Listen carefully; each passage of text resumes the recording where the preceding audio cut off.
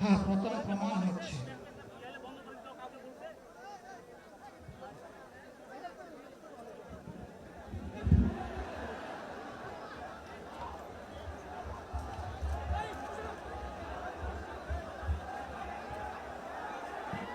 অবস্থান করুন যার যে জায়গায়। আপনাদের সবকিছু দেখার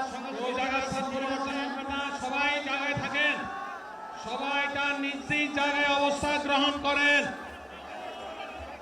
সবাই তার নিজ নিজ জায়গায় অবস্থান গ্রহণ করেন। আপনারা নিজ নিজ জায়গায় থাকুন, প্রয়োজনীয় দিক নির্দেশনা দেওয়া হবে। আপনাদের উত্তেজিত উদ্বেলিত হওয়ার কোনো কারণ নেই। মহান রব্বুল আলামিনের একান্ত মেহেরবানিতে আমাদের প্রোগ্রাম আলহামদুলিল্লাহ, শুকরান, আলহামদুলিল্লাহ কাসিরান। সম্মানিত ভাইরা, আপনারা সম্মানিত ভাইরা, আল্লাহ রাব্বুল আলামিনের রসের মেহমানিতে সদরে মাহফিল মুহতারাম আমির জামাত উচিত শিক্ষা যাবেন ইনশাআল্লাহ। আমি আল্লাহ তাআলার শুকরিয়া আদায় করি, আল্লাহ তাআলার শুকরিয়া আদায় করি আবার আপনাদের সামনে দাঁড়াতে পেরেছি। আমি বলেছিলাম দুর্নীতিমুক্ত বাংলাদেশ ইনশাআল্লাহ সবাইকে নিয়ে আমরা গড়ব। আমরা কথা দিচ্ছি, বাংলাদেশ জামাত ইসলামী যদি আল্লাহ তাআলার মেহেরবানি এবং সরকার জনগণের ভালোবাসা নিয়ে সরকার গঠন করে, তাহলে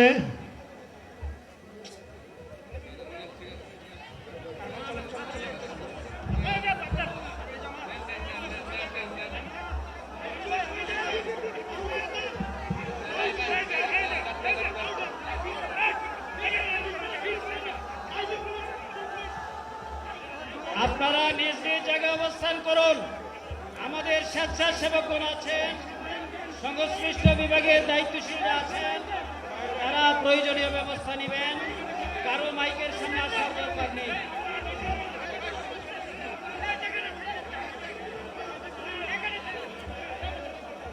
আপনারা অবস্থান করুন নিজ নিজ জায়গায়।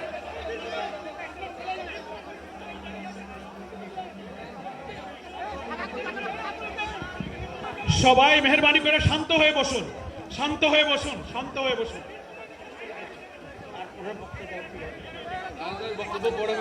আপনারা সকলে আমি ভাইরা, আমিরে জামাত একটুখানি অসুস্থ হয়েছেন গরমের কারণে হয়েছেন, কিন্তু উনি বারবারই চেষ্টা করছিলেন বক্তব্য দেওয়ার জন্যে। ডাক্তাররা বলছেন ওনার আর বক্তব্য রাখা ঠিক হবে না। ওনার যে বক্তৃতা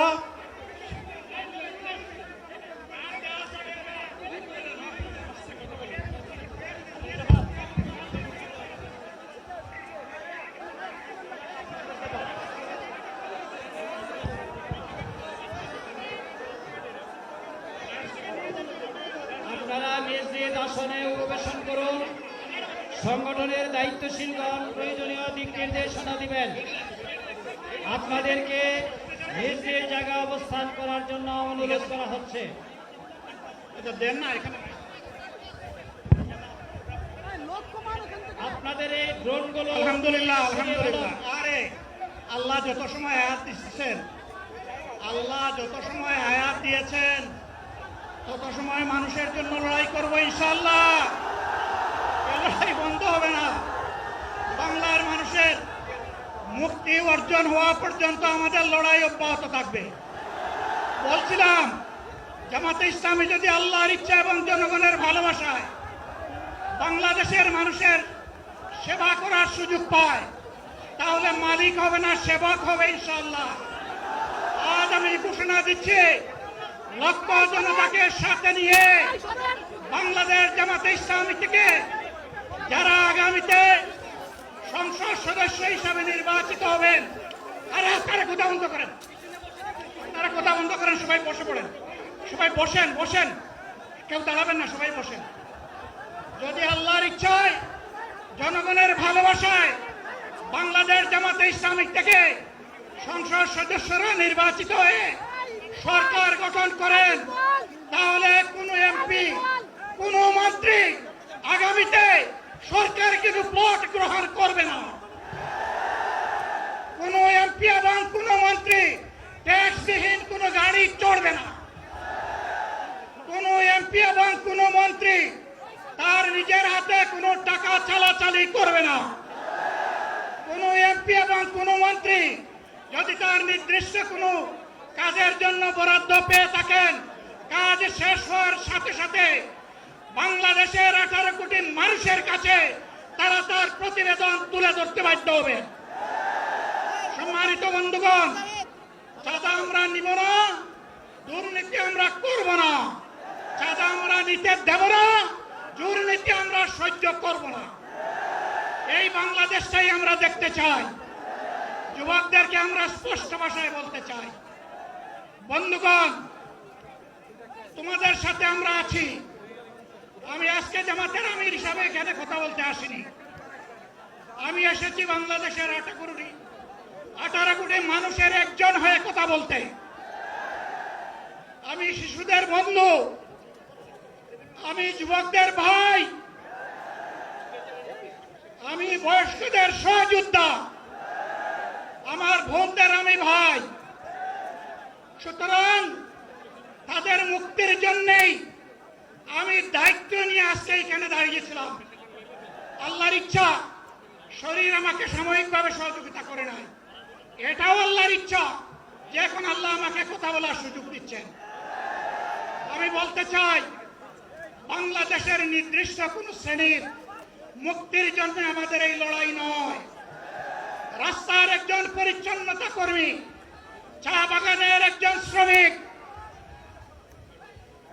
রক্ত পানি করা ঘাম জড়ানো আমার একজন রিক্সা চালক ভাই মাঠে ময়দানে বাংলাদেশের মানুষের মুখে যারা এক মুঠো ভাত তুলে দিতে চায়, আমার সেই কৃষক বন্ধুটি, আমি তাদের হয়ে আজকে এখানে কথা বলতে এসেছি। আমি কোন অভিজাত শ্রেণীর হয়ে এখানে কথা বলতে আসিনি। আল্লাহ তাআলার অশেষ মেহেরবানি, আজীবন সকল রক্ত চক্ষুকে উপেক্ষা করেছি, জেল জুলুমের পরোয়া করি নাই। আমার আফসোস, 24 সালে জাতিকে মুক্তি দিতে গিয়ে যারা জীবন দিয়ে শহীদ হলো, আমি তাদের একজন হতে পারলাম না। আপনাদের কাছে দোয়া চাই, ইনসাফের ভিত্তিতে একটি দেশ গড়ে তোলার জন্য আগামীতে যে লড়াই হবে, আমার আল্লাহ যেন সেই লড়াইয়ে আমাকে একজন শহীদ হিসাবে কবুল করে। সম্মানিত বন্ধুগণ, আমাদের প্রিয় শহীদ নেতৃবৃন্দ 2006 সালের 28 অক্টোবর থেকে শুরু করে পল্টন গণহত্যা, শাপলা গণহত্যা, সারা দেশের গণহত্যা, পিলখানার গণহত্যা, 24-এর গণহত্যা, এই গণহত্যা যারা করেছে তাদের সকলের বিচার বাংলাদেশের মাটিতে নিশ্চিত করতে হবে। এদের বিচারের দৃশ্যমান প্রক্রিয়া শুরু না করা পর্যন্ত পুরানা ব্যবস্থাপত্রে বাংলাদেশ আর চলবে না। এতগুলো মানুষ এমনি এমনি জীবন দেয় নাই, জীবন দিয়েছে জাতির মুক্তির জন্য।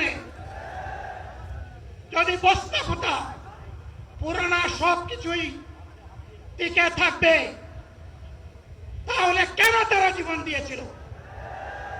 যারা ওই বস্তা ফোটা ব্যবস্থাপনায় বাংলাদেশকে আবার করতে চান, তাদেরকে আমরা বলি, জুলাই যুদ্ধ করে যারা জীবন দিয়েছে, আগে তাদের জীবনটা ফেরত এনে দেন। যদি শক্তি তাকে ফেরত এনে দেন, আপনারা পারবেন না। যেহেতু পারবেন না, কাজেই নতুন ব্যবস্থায় নতুন বাংলাদেশ গড়ে তোলা হবে ইনশাআল্লাহ। শিশু, কিশোর, যুবক, মা, বোন, শ্রমিক, ছাত্র, জনতা, ব্যবসায়ী সবাইকে যেই দেশ, যেই সংবিধান, যেই রাষ্ট্র নিরাপত্তা দিতে পারবে, সেই নতুন বাংলাদেশ আমরা গড়ে তুলতে চাই। ভাইয়েরা, আমাকে সবাই চাপ দিচ্ছে, কেউ বলে ভাই শেষ করেন, কেউ বলে চাচা শেষ করেন। আমি তাদেরকে নিশ্চয়তা দিয়ে বলছি, আমার মত আমার আল্লাহ নির্ধারিত সময় থেকে 1 সেকেন্ড আগে হবে না।